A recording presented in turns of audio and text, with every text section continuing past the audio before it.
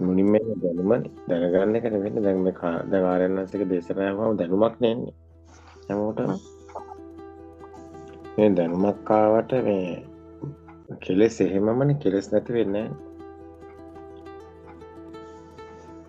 දැනුමක් නෙන්නේ දැනුමක් කියනවා කියන්නේ දන්න කෙනෙක් කියනවා දන්න කෙනෙක් ඉන්නවා කියන්නේ දැනුමන්නේ එතකොට මේ දැන් ආරයන්වන්සේක දේශනාව අහනකොට එයා දැනගන්නවා මේ දැනුමේ මේ මෙතර කම්පන මේවා ලෝකේ මෙහෙමයි සත්‍ය මේවා එහෙම කියන දැනුමක් තියෙනවා. ඒ දැනුම තිබ්බට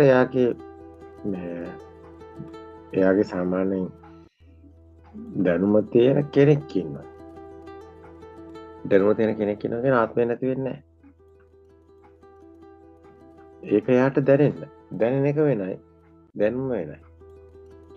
දැනුමින් එයා දැනගන්නවා මේක මේ කියලා හැබැයි එයාට ආත්මකින්න කාලයක් තිස්සේ දැන් ලී කැලි දෙකක් අතුරක රත් වෙනවා වගේ කාලයක් තිස්සේ ලෝකයේ ඇත්ත වෙලා එහෙම ගිනි අරගෙන තියෙන එකපාරට නැති වෙන්නේ නැහැ.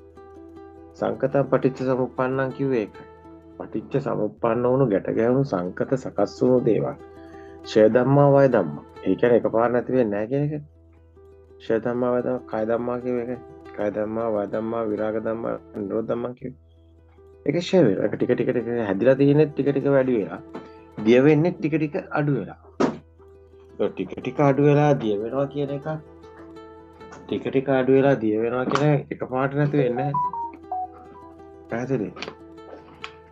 ටික ටික අඩු වෙලා දිය වෙනවා කියන එකක් එකපාරට නැති වෙන්නේ නැහැ.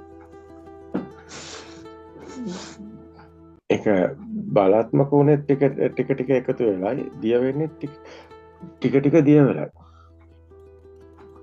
එතකොට මුලින් තියෙන දැනුම ඒක ටික ටික තමයි අන්න එයාට දැනෙන්න ගන්න.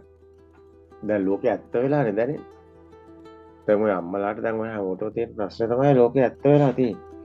දැන් ඊගාව තියෙන ප්‍රශ්නේ තමයි දැන් පේනවා එහෙම දැනෙනවා මේවා කියලාත් දන්නවා. හැබැයි ඒක ඇත්ත නොවෙන්නේ අවබෝධයෙන්. ඇත්ත නොවෙන්නේ අවබෝධයෙන්. දැන් අවබෝධයෙන් තමයි සංකිට්ඨේ නිබ්බිදා කියව එක. අවබෝධය තමයි මෙතනදී වැදගත් වෙන්නේ. සත්‍ය. කුමද්ද සත්‍ය කියන්නේ? ඒතර ආයි දිව්‍ය ලෝක තියාගෙන ඉර තියාගෙන ඔක්කොම තියාගෙන මොනවා හරි තියාගෙන දෘෂ්ටි වල ඉන්නවා නම් එයා කොහොමත් එයාට මේක අවබෝධ වෙන්නේ නැහැ. ඒකට හේතුව එයාට මොනවා හරි තියනවා කියලා ලෝකේ ඇත්ත වෙනවා. දැන් දැනුමෙන් දැනගත්තට වැඩක් නැහැ. ඇත්තටම ලෝකේ ඇත්ත වෙලා තියෙන්නේ එයා කොහේ හරි හිර වෙලා ඉන්නේ. එයාට මේ අරමුණු වල සිතුවිලි වල තාමත් ලෝකෙට බැසගෙන ඒවා තදට තියෙනකම්ම ඒකෙන් මිදෙන්න බෑ. තේරෙනවද?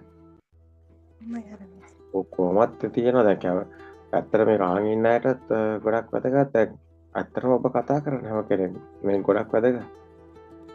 මේ අද මාතෘකාව ගොඩක් වැදගත්.